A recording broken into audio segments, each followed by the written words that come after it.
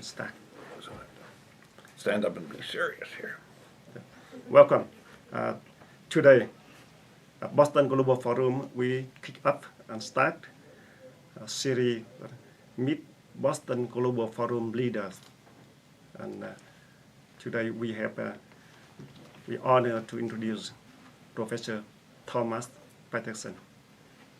He is a professor in Kennedy School, Sorensen Center on Press, Politics, and Public Policy, and so he co-founder of Boston Global Forum, board directors, Boston Global Forum. Yeah, very, very honored present to you, Professor Tom Patterson. Yes. Tuan, thank you. It's really a pleasure to be able to be here and to be the inaugural speaker on this series that Boston Global Forum is going to be holding, where we're looking at important books, important ideas. And I'm going to talk about my book, Informing the News, which came out just a few weeks ago. And it looks at journalism and how journalism can make a larger contribution to democracy. One of the things that's interesting to me about journalism is that it needs a deeper, stronger knowledge base. This is not a new argument. This is an argument that Walter Lippmann raised nearly a century ago in his classic book, Public Opinion. Over the decades, many journalists have commented on this deficiency. One of my favorite columnists, the New York Times' Tom Wicker, talked about a lack of subject matter expertise being one of the most severe weaknesses in journalism. And what he was talking about when he said that is that he was referring to journalists dependent on their sources. American journalists, since late in the 19th century, have depended heavily on interviews, press conferences, and other means of gathering information of that kind. And they've used the words of policymakers and important public figures as the foundation for much of their news. In other words, they're borrowing much of their knowledge. And that's something fairly distinctive about journalism. In the United States, we think of journalism as a profession in the same way as law and medicine, economics. But it's different. If you think about medicine, what informs the doctor's judgment? Medical science. If you think about law, what informs the lawyer's judgment? A body of law. If you're an economist, what informs your judgment? Well, macroeconomic theory, microeconomic theory. What is it about journalists? What's their body of knowledge? And the answer is, by and large, there is no such thing as a knowledge of journalism in the same sense as the others. What journalists are taught to do, and what they're very skilled at, and it's not a small skill, they're taught to be able to gather information, put it together in a story, and communicate it effectively to the public. But the knowledge component, for the most part, is borrowed knowledge. And I think one of the best examples of that was during the first Persian Gulf War that the United States was involved in, when reporters showed up at the Pentagon press office. Hanging over the door, the entry to the Pentagon press office, was a sign that said, "Temporary war experts," meaning that the real experts were in the Pentagon and the journalists were there and would act as experts, but they really didn't know what they were covering. So that's the long-standing tradition in American journalism, heavily dependent on sources and what sources know. But I think there's a knowledge deficiency that underlies that dependence, and I think there's a new urgency to the problem. One part, and one reason it's more urgent, is that we have more spin in politics than we've ever had. We have more public relations behind public communication today than ever. And certainly many of the messages that are put out by these sources are accurate, but oftentimes they're half-truths, part-truths, sometimes untruths, outright lies. And the journalist has to be able to deal with that information from a position of strength. And what gives you strength when you're trying to look at information and trying to judge its accuracy, its relevance, is that you know something about the subject. so that you can test it against what you know. The second reason why I think that journalists have to know more to meet the needs of democracy today is that public policy is enormously more complicated today than it even was a few decades ago. The most recent example, of course, is the rollout of the health care plan, and basically how that didn't work. And this is a piece of legislation and a program that has so many angles to it that it's really difficult to report effectively on it if you don't have some understanding of it. And there are many areas in which there's a true knowledge deficiency in journalism. If you look at economic coverage, for example, what gets reported in the news? Well, we get a lot of news about Wall Street. We get a lot of news about the stock market. We get a lot of news about new IPOs. So Twitter does an IPO, and it's all over the front pages. But outside of that circle, we don't get very much coverage. And that means a public that is kind of thinking about the economy through that particular lens. But when you look at the actual economy, what you see is that 2/3 of American jobs do not come from big business. They come from small business. And yet you'd be hard-pressed to find more than a handful of journalists who really understand small business enough to report on it accurately, and even more than that, to think about the kind of subjects, the parts of small business that need to be illuminated so that the American public understands that sector and understands its role in the health of that part of our economy. Now, in addition to that, I think there's a third reason we need better journalism, and it's because of what else is happening in our media system. If you look back about 30 or 40 years ago, we had a fairly simple media system, what some scholars call a low-choice system. For most Americans, it was a choice between ABC, NBC, CBS News. It was a choice between the local paper and no paper. In most communities, there was only a local paper. But if you look at the situation today, there are literally dozens and dozens of information sources available to us. Broadcast television, broadcast radio, cable television, talk shows on radio and on television, the internet, just hundreds upon hundreds of sources of information available to us. The difficulty is that many of these sources aren't trying to inform us. They're trying to attract us, certainly. They're trying to make us part of their audience.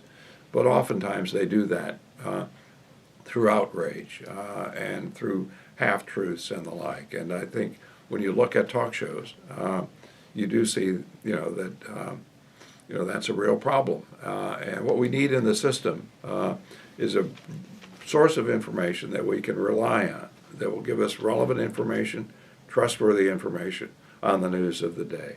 And if you look around, there's only one institution in the media system that's positioned to do that, that has the resources, the norms, the tradition, and that's the news media and the journalists who work within the news media. The difficulty is that increasingly we're not getting from the news media what we expect from them. We're getting a lot of infotainment. Celebrity is a much larger part of our news than it was in the past. And then we're getting a lot of other things that are more in the sense of trying to attract our attention as opposed to essentially making our attention worthwhile, teaching us something about what's happening in the world. So what would it take to change journalism in the direction that I'm talking about? Well, one thing, I think our newsrooms have to change. They need to be stocked with people who not only are good at telling stories, but who understand the subject matter of the stories they're telling. And we see some trend in this direction in many of America's newsrooms. Increasingly, you'll find economists or lawyers, even physicians in newsrooms, and they're reporting on the things that they know well about. But when you look across the whole of the news system, they still account for less than 5% of working journalists. So I think newsrooms have to embed more knowledge and more capacity in that direction in their organizations. But I think fundamentally where change has to occur, because this really gives you some possibilities for the future, is the way that journalism education in the United States is conducted. Traditionally, if you go to journalism school, you don't study a body of knowledge. You learn to do stories. And this is a difficult skill to acquire, so it's understandable why you have to teach people how to produce stories. And you're taught tools, usually two tools. You're taught how to conduct interviews, and you're taught how to do observation. So if something happens in the vicinity, you go out, you observe, you try to gather information at the scene, and then you put those things together in a news story. But we think journalists need to know more than that. They need a third tool, and that tool is knowledge. And we had a 6-year project, and when I say we, I'm talking about my center at the Kennedy School of Government at Harvard.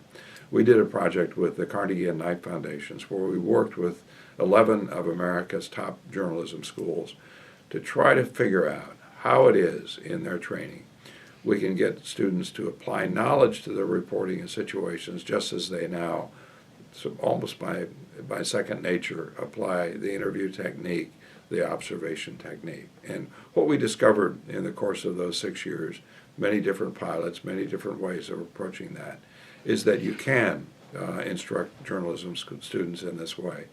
But even more, the product, what they produce, is much richer, much deeper. It's also much wider in the sense that when journalists and journalism students have an understanding of a subject area, they see it in a larger way than if it's something that they know very little about. They'll see parts of it that they want to expose, bring to the public's attention. Well, if you're not even familiar, not even aware that there is such a part, it's going to stay in the shadows. And that's why we've got to move journalism education, journalism practice, more fully toward knowledge so that we can broaden, deepen, improve, strengthening our journalism in terms of its relevance and its information value. Thank you. Thank you so much, Professor Tom Patterson. You're the first professor join and give talk on a series Boston Global Forum, meet Boston Global Forum leaders. That should this time also very exciting time that celebrate for Boston Global Forum birthday December 12th. So we have many questions and from audience sent here now. And Jonah, please send question to Professor Tom Patterson. Thank you for giving us the privilege to have you as the first speaker. Jonas, thank you. So I guess the first question that would make sense to start off, given that we are at the Boston Global Forum, and we have had some people ask us how you came about to be involved in the Boston Global Forum, and to provide some background information about that side of your involvement. Well, this idea really started with Tuan and myself, and probably more with Tuan than with me. But you know, we were talking about all the possibilities that exist in this city, and it's sometimes called the Athens of America, a reference to all of the colleges and universities that are here. We have something on the order of 40 colleges and universities within the Boston metropolitan area. Each year, 300,000 or more students come to this area, and we've got great institutions here. But what is lacking in some ways is a central place, a place where you can go and experience the full richness of the community, not just what Harvard has to offer, or MIT, or Northeastern, or Tufts, or Boston University, or Boston College, or going out a little bit to the west, Wellesley and the others, Brandeis, and so on. But how do we think about bringing to the world the many intellectual riches that are here, the voices that can help them to think through many of the public issues? And that was the genesis. That was the origins of the Boston Global Forum. But in thinking about it and in truly making it global, we don't want it simply to be about Boston voices. We want it to be about the globe's voices. So it's going to originate from here. It's going to expand from here. This is our home, and it was the natural place to start making it happen.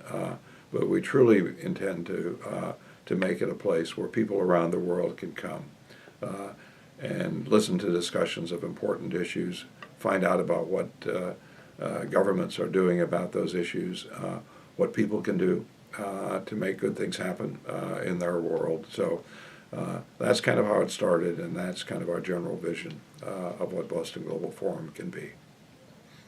So, given that we aim to look for practical solutions to real world issues, and your extensive background and expertise in journalism and politics, how do you see the field of journalism having an impact and contributing to the issue that we're working towards solving this year of minimal standards for worker safety?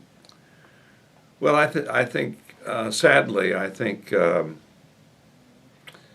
that particular issue exposes part of the problem of journalism. So when do workers end up on the front page of our newspapers or at the top of our newscasts? Almost always it takes a disaster for them to be at the top of the news. That was certainly the case with the tragedy around a plaza in Bangladesh. Now, that's important that those events and developments get covered because it brings them to our attention, makes us want to do something about it.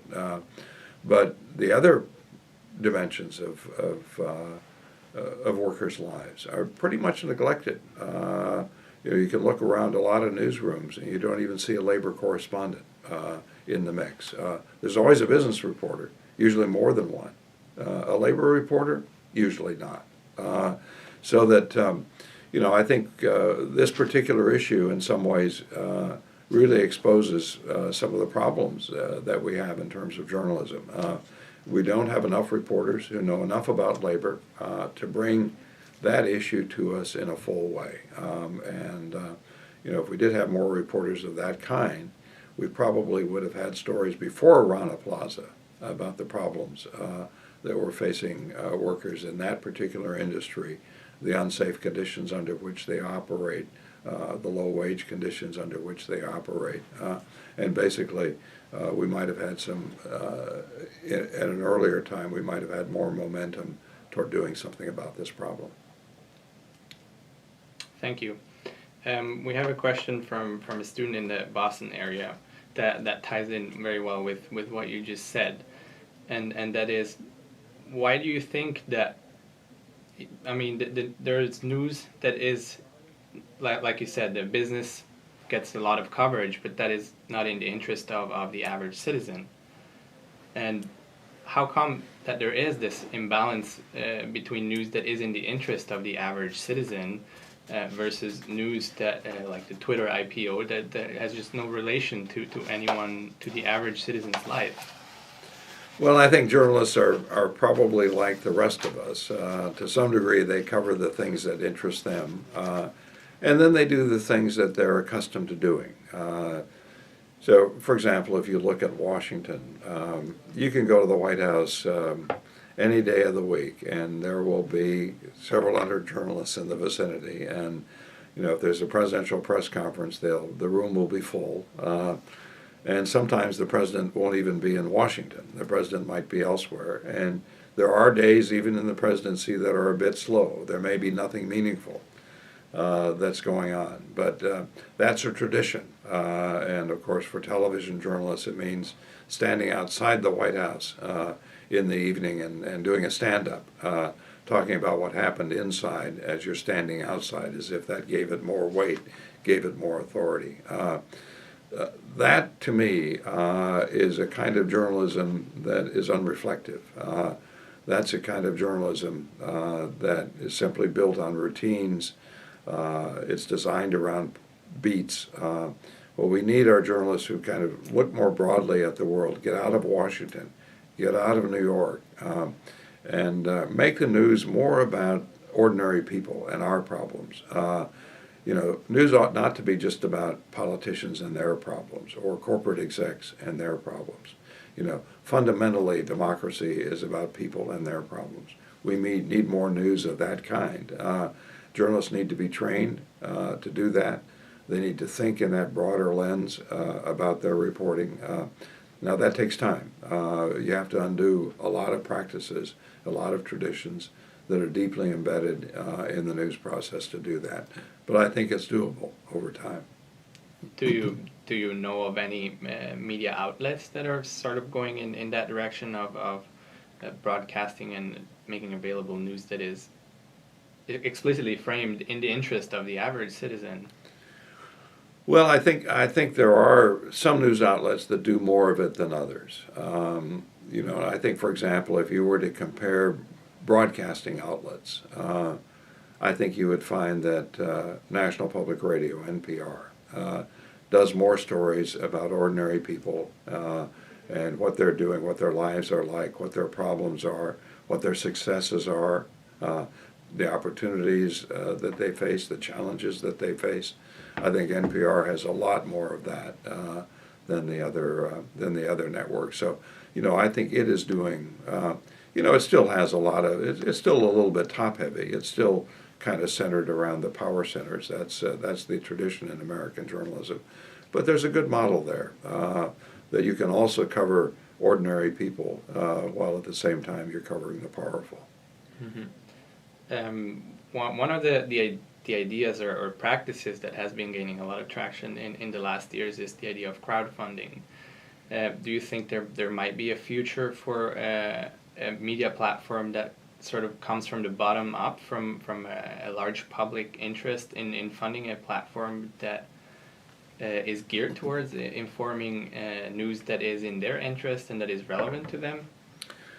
Well, I think sadly, those models don't work in the long run. They can work in the short run, but they tend not to work in the long run.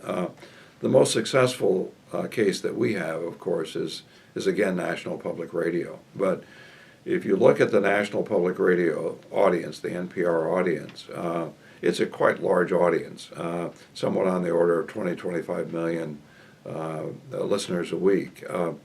Now, how many of those listeners contribute to National Public Radio? How many are willing essentially to part with their money for the news that they get from NPR? Well, it's about 10%.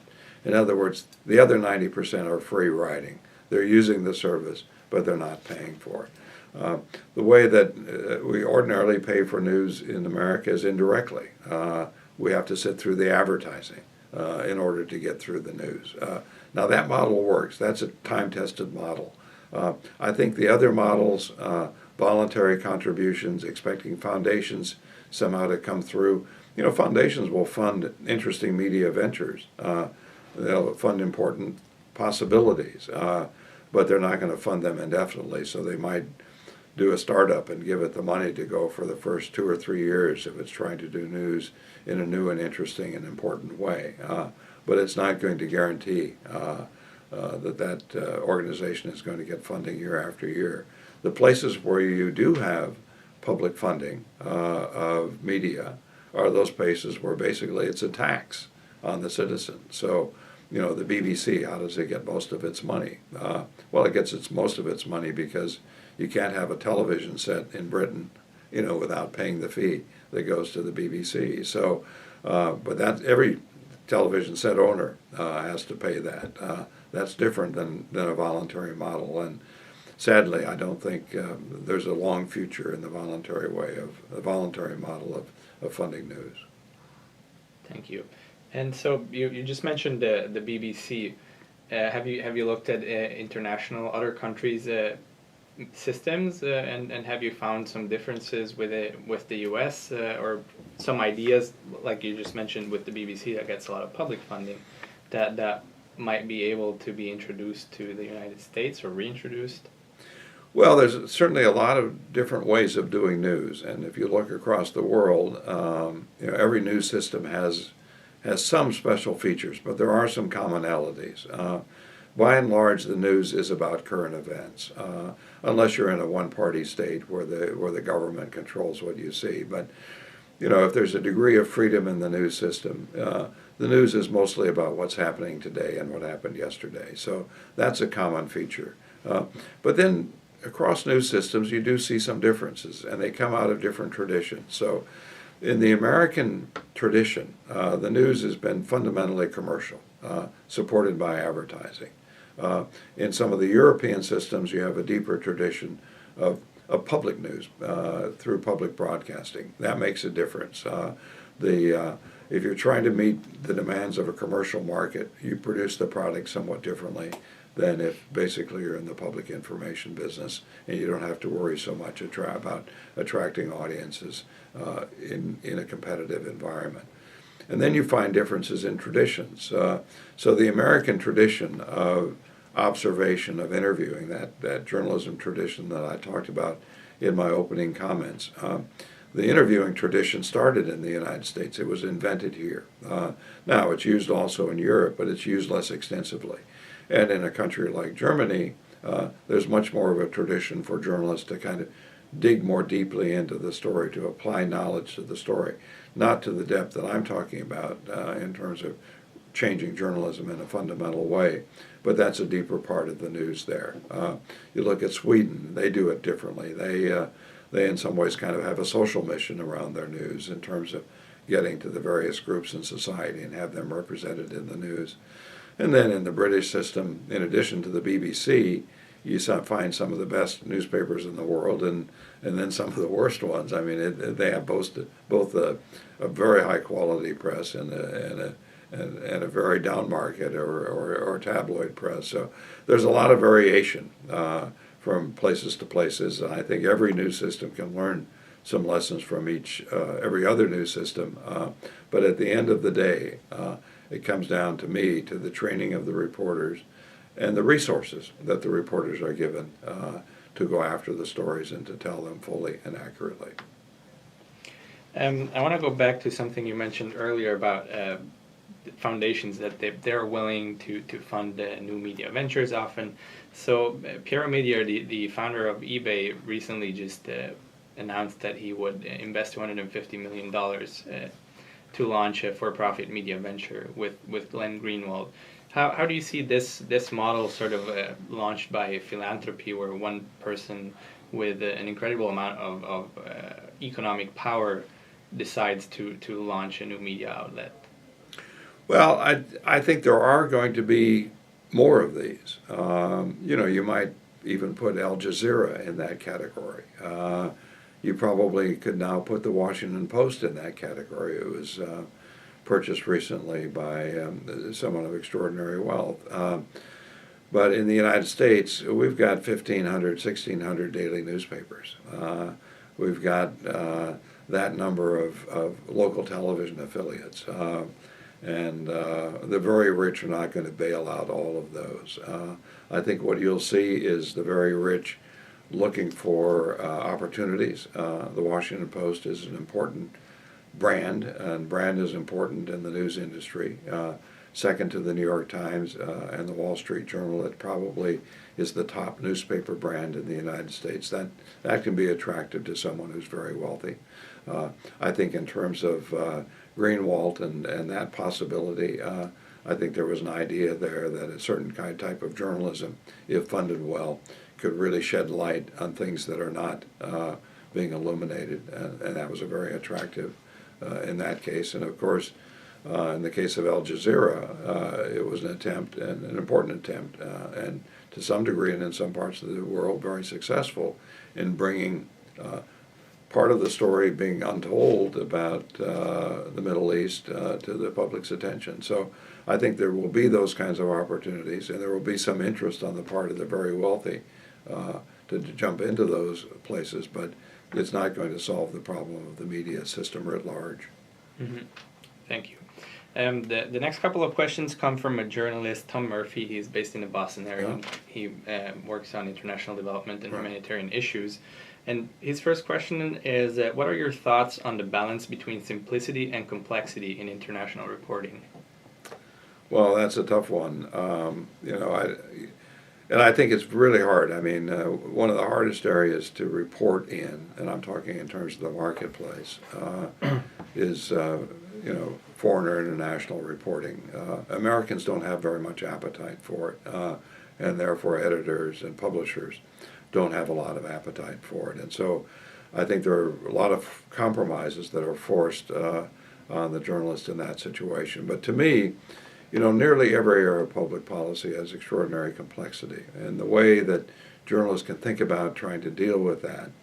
And you've got an audience, of course, that you've got to get their attention. And they don't study the news; they follow the news. So there's a need for simplification in the coverage. But the simplification occurs to me in the story. The simplification does not occur across the range of stories that are used to cover a particular area of our public life. And there you build complexity in by bringing in dimensions that need to be seen but are rarely seen. So that, again, much of the international coverage is all about crises and war and the like. And in some ways that's the way the newsrooms tend to look at what the audience can be interested in. I mean, if you look at the coverage of Africa, it's almost entirely negative. So it's about things like AIDS, and it's about the wars that are going on there. We don't get the good stories coming out of Africa. That's a different kind of simplification than simplification in the context of a story. That's the simplification of the large picture of Africa, and to me that's the larger problem in journalism. Yeah, thank you.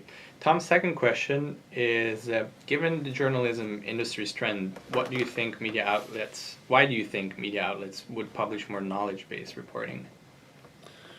Well, I think to some degree there's not strong evidence that they would.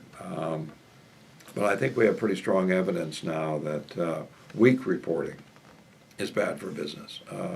There have been a number of studies, one by the Project for Excellence in Journalism, and that shows that weak reporting is very costly to the news industry. Infotainment is costly in the long run, not the short run, to the news industry. That if you degrade the product, at some point people are going to start looking for alternatives. And according to some studies, as many as a third of Americans have left a source that they trusted and found other sources because they simply thought the news had lost its integrity, had lost its value. Now, what we see on the web is we do see more direct evidence that you might possibly have a pretty good market for the kind of news that I'm talking about. Two things do well on the web. One is the short update, the quick update. And if I could use a sports analogy, if we're not near the television set and our favorite NFL team is playing, we probably try to update ourselves as frequently as we can during the course of the game. There's a real market for that kind of information.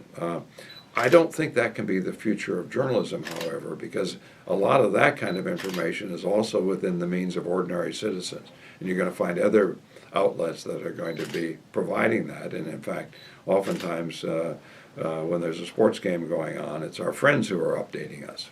We don't need the journalists to do that. Where we need the journalists are to do those deeper pieces. And there's some pretty good evidence, and it's getting stronger because of the tendency on the internet for niche audiences, that the pieces that draw the largest audiences, the pieces that are most likely to be passed along from that go viral, be passed along from one person to the next, the pieces that are likely to be evergreen, in other words, pieces that still would be drawing traffic 2, 3, 4 months after they were written, those deeper, longer, better informed pieces. Those are the ones that seem to have legs. But that's very incomplete information on the market viability of the kind of journalism I'm talking about. But I think the old style of journalism has some market viability issues it needs to address. Yeah. You have just hinted a little bit about business models. We have a question from Hang, who sends us the question from Paris, and would like to know how do you see the business models evolve according to the ideas that you explore in your latest book? Well, I think it's going to take some number of different directions. What's happened in the United States is that the traditional media has been losing audience, and I think they're going to continue to lose audience. But I think there's some consolidation, a slowing of that process taking place now. So that in some ways we've got different markets at work here.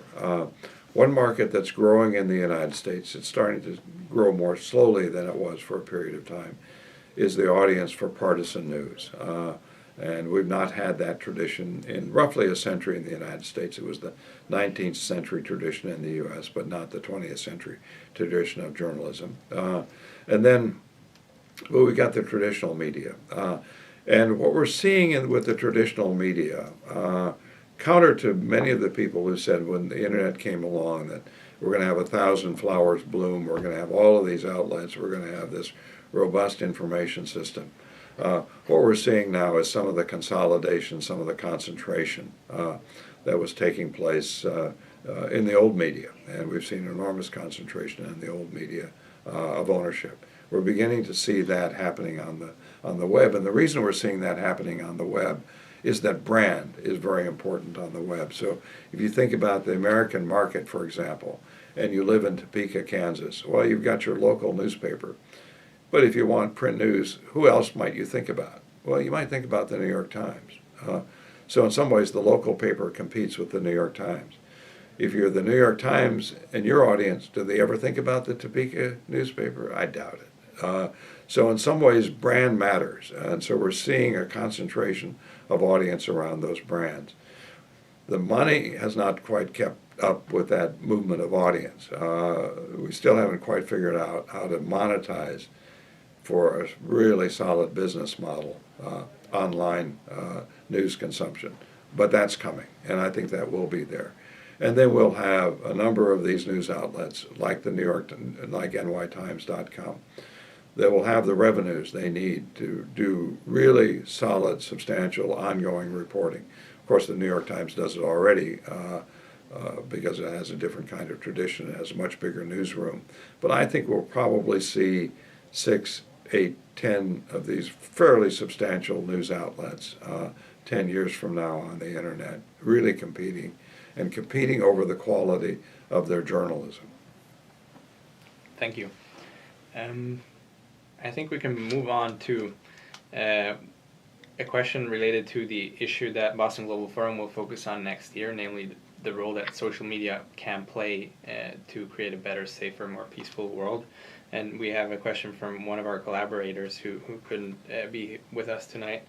And he's wondering if you could talk a little bit about the emerging role of, emerging, it's already a pretty established role that social media plays in the news cycle, and how that fits into the knowledge-based news that you advocate for.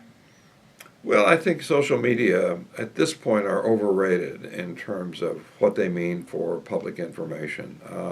We've got a lot of data that indicate that much less news traffics through social media than the proponents of that as a news source would have us believe, that less than 1% of the social media traffic has anything to do with news and current affairs. If you look at the internet generally, visits to news sites are a very tiny proportion, at least in terms of what we might think. It's maybe 3% of visits are to news sites. So, I think the social media are going to be an important part of this process. To me, the social media are much more important in getting people engaged in public affairs, getting them energized, getting them mobilized. The social media do that much better than the traditional media. What they're less good at is informing people about the events of the day. That's the traditional strength of the traditional media. The average person isn't equipped to do that.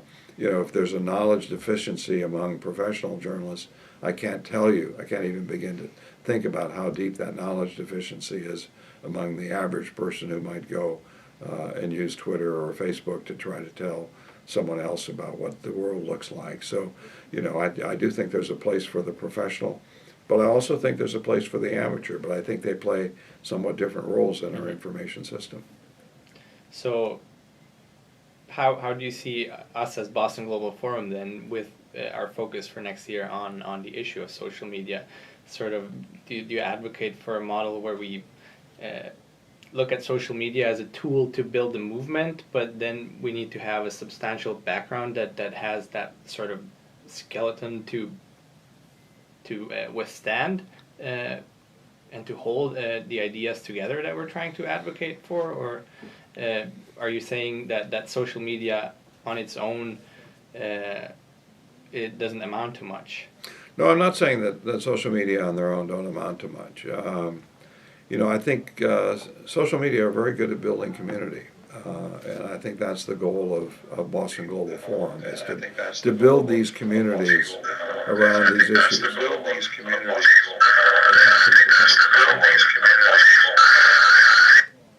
Okay. Are we fixed? Yeah. Yes. Okay. To build communities around these issues, to attract like-minded people into discussions, deliberation on important subjects like social media, like the fate of third world garment workers and the like. I think that's different than day-to-day journalism. I've been talking, and almost all of my remarks have been about day-to-day journalism and where I see the weaknesses. And as far as social media are concerned, I don't really see them as a substitute for the news organization. But that doesn't mean that they don't have important roles to play, and there are roles that they're much better at. The traditional news media that's mainly a one-way communication process. They're not all that good at building community, and they're certainly not very good at connecting people with one another. The social media do that very well. So, I think if we think more broadly about these different outlets, these different kind of media, then I think we can see where they can make different contributions to democracy, and to come together, each in their own way, can strengthen democratic life. Yeah. So if you were to give 2 or 3 concrete ideas or suggestions for social media to play that role, what would they be? One is simply to get people talking to each other. There's a book of a colleague of mine, Bob Putnam, wrote, called Bowling Alone. And it's basically about how we become more and more ourselves and more centered on ourselves. And in some ways it started with television. Television took people off the streets and into their homes and put them in front of their television sets in a very passive kind of way. And the computer can do the same thing. Computer games can do that. But these technologies can also be ways of connecting us. And that's the beauty of the internet. Sure, it's a way to spend a lot of time alone, sitting down, looking at a screen. But it also increases our capacity to reach out to others. So I think one of the most important things about the social media is its social element, the fact that it connects us. Another thing that the social media can do, better than others, is really to get us activated. Because we end up, when we get connected on the social media, and there are opportunities that present themselves, they can be communicated quickly. You can see others are engaging in it. You don't feel that, I'm kind of alone in this, and I'm not sure what my contribution means. When you see lots of other people doing it, with crowdfunding, for example, and you see the amount getting more and more, or if you're in an election campaign and you see the kind of the range of volunteer activities almost just taking off exponentially, that sends a strong signal about what you can do with the social media. So I think there are lots of places where social media can strengthen democracy, but it's mostly in community building, it's mostly in getting people involved, it's mostly in terms of getting people together. Thank you. Yeah, we're killing your voice here. I guess we can have room for one last question, which comes also from another collaborator of ours who would like to know what are your next ideas for research and books. What do you have in mind to focus your attention on next? Well, that's that's a good question, because I'm up in the air a little bit about what might be next. I have 2 or 3 ideas. Let me just run 2 of them by you. One of the things, and these 2 are related. One of the things that troubles me about the governing situation currently in the United States is the difficulty of getting people to work together. And that's been more a problem among our political leaders than among our citizens, but it's happening on both levels. Arthur Schlesinger Jr., the great American historian, wrote a book in the middle of the 20th century called The Vital Center. And I think to some degree that's the part of American politics that's been weakened and that we miss. So one of the books I'm thinking about is what do we need to do to restore the center, to make the center stronger against all of these centrifugal kind of forces around polarization that are taking place.